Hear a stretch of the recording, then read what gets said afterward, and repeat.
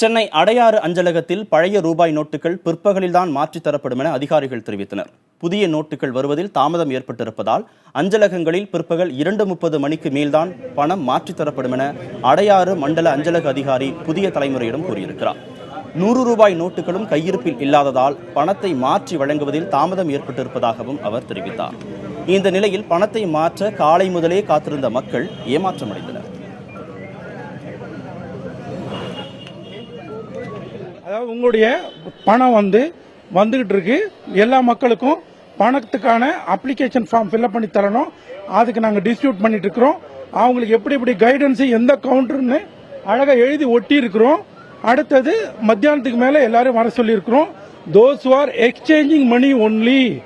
இந்த விஷயம் மற்ற ஆளுக்கெல்லாம் நாங்கள் எஸ்பி டெபாசிட், ஆர்டி எல்லாத்தையும் பணம் கொடுக்கறவங்கலாம் வாங்கிட்டே இருக்கிறோம்.